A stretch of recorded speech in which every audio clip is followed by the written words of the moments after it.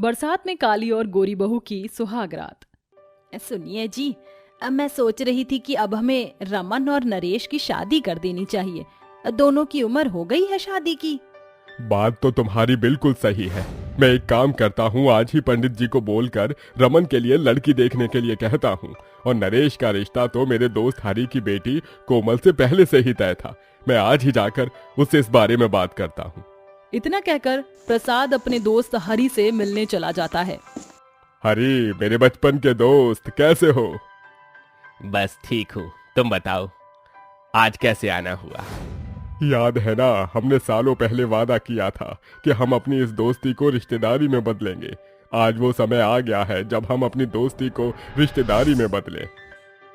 लेकिन प्रसाद, तुम तो जानते हो ना कि मेरी बेटी कोमल बचपन से ही रंग रूप में काली रही है। उसके इस काले रंग की वजह से हर कोई उसका मजाक उड़ाता है। मैं नहीं चाहता कि शादी के बाद भी आपको ये सब झेलना पड़े। अरे तू चिंता मत कर मेरे दोस्त, तेरी बेटी को मैं अपनी बेटी की तरह ही रखूंगा। अब तो तू बस शादी का मुहूर्त निकलवा। प्रसाद के कहने पर हरी शादी की तैयारी करता है और देखते ही देखते कुछ ही दिनों में विनीता के दोनों बेटे रमन और नरेश की शादी हो जाती है। माँ, भाभी का घूंघट तो हटाओ, मुझे भाभी को देखना है। अरे हाँ हाँ, तेरी ही भाभी है। एक काम कर, तू खुद ही घूंघट हटाकर अपनी भाभी को देख ले। भाइयों, आपकी तो किस्मत चमक गई इतनी सुंदर भाभी को पाकर। हाँ, सच में मेरी बहू तो चांद का टुकड़ा लग रही है। कहीं मेरी ही नजर ना लग जाए। शालू के गोरेपन और खूबसूरती को देख शालू सबको बहुत पसंद आती है। अब प्रीति कोमल का घूंघट उठाती है। कोमल का घूंघट उठाते ही विनीता कहती है, ये क्या इतनी काली बहू? आपको मेरे बेटे के लिए और कोई नहीं मिली जो आप इस काली कलूटी लड़की को मेरे घर की बहू बनाकर ले आए? विनीता, ये तुम कैसी बातें कर रही हो? तुम अच्छे से जानती थी कि कोमल और नरेश का रिश्ता बचपन से ही तय है, तो ये सब बातें अब क्यों कर रही हो? हाँ, लेकिन मुझे नहीं पता था कि अभी तक ये इतनी काली ही होगी। मुझे लगा था बड़े होने के साथ साथ इसका रंग रूप बदल जाएगा। माँ, ये क्या बोले जा रही है? कोमल मेरी पत्नी है और मैं कोमल के खिलाफ एक शब्द भी नहीं सुनना चाहूंगा।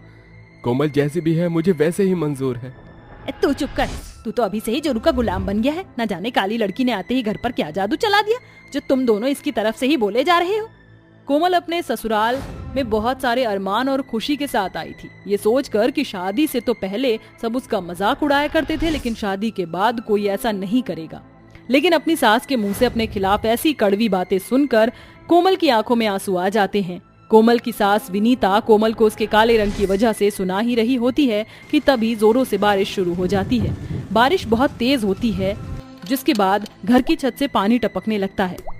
हे भगवान, अब क्या होगा? आज तो मेरी बहू की सुहागरात है। ऐसे में ये लोग सुहागरात कैसे बनाएंगे? विनीता का परिवार बहुत गरीब होता है, इसलिए वह सभी एक कच्चे मकान में रहते हैं। कच्चे मकान में रहने की वजह से बरसात का पानी हमेशा उनके घर में आ जाता है। इसलिए वह सुहाग रात के लिए एक तरकीब लगाती हैं और अपनी गोरी बहू के लिए घर के अंदर एक सूखी जगह पर बिस्तर लगा देती हैं। लेकिन वहीं विनीता कोमल के लिए ऐसा कुछ भी नहीं करती है। वो एक कोने में जहां बारिश का पानी टपक रहा होता है, वहीं पर कोमल नरेश के लिए बिस्तर लगा देती है। बारिश का पानी टपकने की वजह से नरेश और कोमल को छतरी लगाकर बैठना पड़ता है, जिससे उन्हें काफी परेशानी होती है। कोमल, मुझे माफ कर देना, मेरी वजह से तुम्हें ये सब देखना पड़ रहा है। आप मुझसे माफी मत मांगिए, ये तो मेरी ही किस्मत है कि मेरा रंग काला है। अगर मेरा रंग गोरा होता तो ऐसा कुछ भी नहीं होता। कोमल भले ही रंग से काली थी, लेकिन दिल की बड़ी साफ होती है। कोमल और नरेश बारिश में बहुत परेशान होते हैं, तभी बारिश के पानी की वजह से उनका पूरा बिस्तर भीग जाता है, जिसके बाद वो दोनों बड़ी मुश्किल से अपनी रात को गुजारते हैं। उठ गई महारानी, और देर सो लेती। ये तेरा मायका नहीं ससुराल है, समझी? माँ जी, रात को बारिश की वजह से ठीक से सो नहीं पाई थी, इसलिए उठने में देरी हो गई। ये बहानेबाजी मेरे सामने करने की कोई जरूरत नहीं है। जा जाकर सबके लिए नाश्ता बना। कोमल जल्दी से नहा धोकर सबके लिए नाश्ता बनाती है, लेकिन वहीं शालू तैयार होकर आराम से बैठ जाती है और कुछ काम नहीं करती।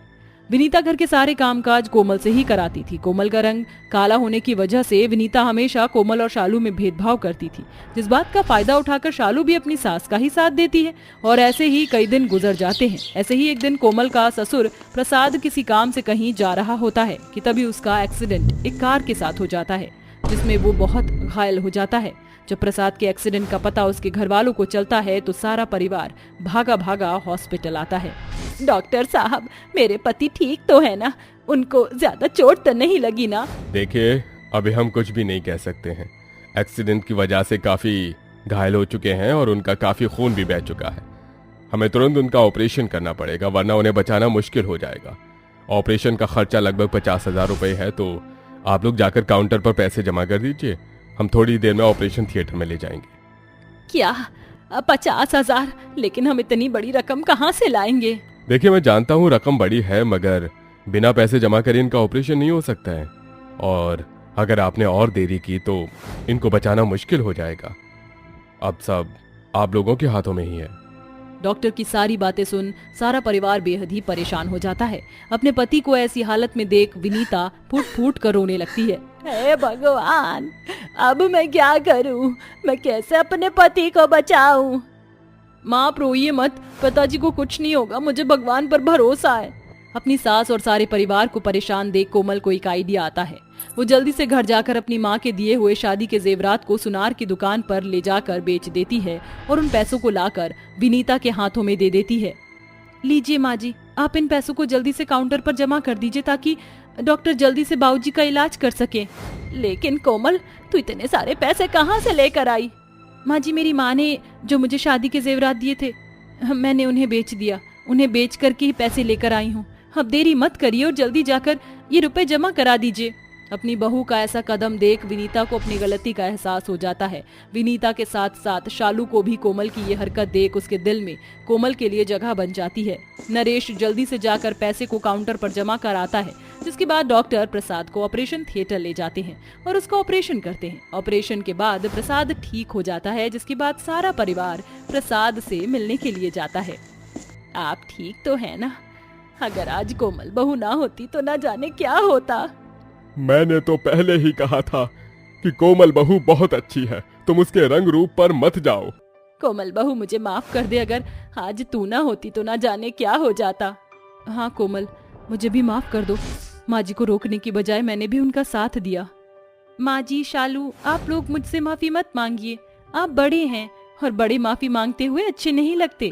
कोमल अपने अच्छे स्वभाव की वजह से सबको माफ कर देती है, जिसके बाद सारा परिवार खुशी खुशी साथ में रहता है। बाढ़ में घमंडी गोरी जेठानी। अरे ओ महारानी, सारा दिन बैठी रहेगी या कुछ काम वाम भी करेगी? इतने सारे बर्तन जमा हो गए, इन्हें कौन धोएगा? तेरा बाप। माँ जी, आप तो जानती है ना, ऐसी हालत में ज्यादा काम नहीं किया जाता। मुझे बहुत थकान हो रही है, मैं आराम कर रही थी, बाकी का सारा काम कर दिया मैंने। आप ये बर्तन भाभी से धुलवा लीजिए। देखा माँ जी, अब ये काम चोर अपना सारा काम मुझसे करवाएगी। गर्भवती हुई तो क्या हुआ? क्या गर्भवती औरतें काम नहीं करती हैं? ऐसा नहीं है भाभी, थकान की वजह से मुझसे काम नहीं हो रहा है, वरना नहीं तो रोज घर के सारे काम मैं ही करती हूँ। तो क्या हुआ, कोई एहसान कर रही है? बहू का तो फर्ज ही होता है अपने ससुराल वालों का ख्याल रखना, घर के सारे काम काज को संभालना। जानकी गर्भवती होती है, जिस वजह से उससे ज्यादा काम नहीं किए जाते हैं, लेकिन जानकी की सास माला और जेठानी आंचल उसी से ही घर का सारा काम करवाते हैं और खुद दिन भर आराम करती हैं।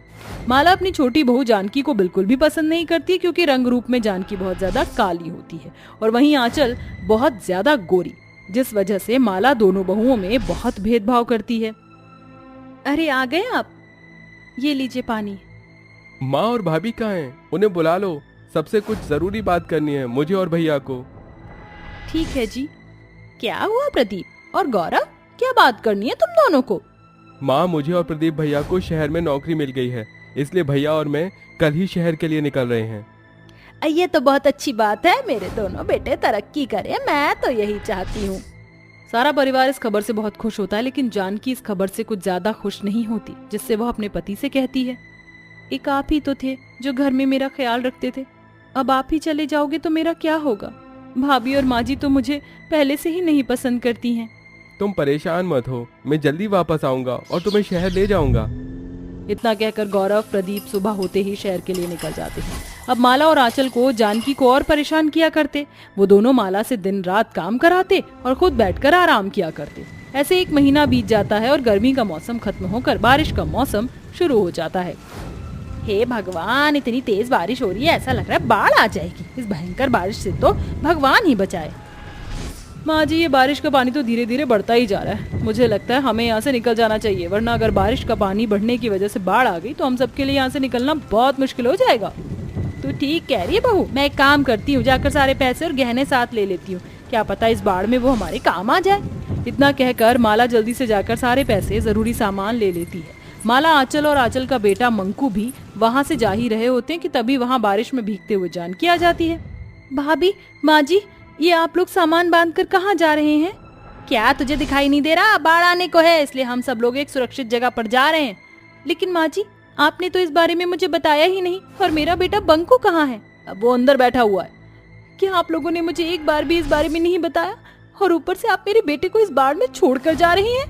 तो क्या हम तेरे आने का इंतजार करते और इस बाढ़ में डूब जाते? मैं अपने बहू और मंकू को संभालूं या तुझे और तेरे बेटे को?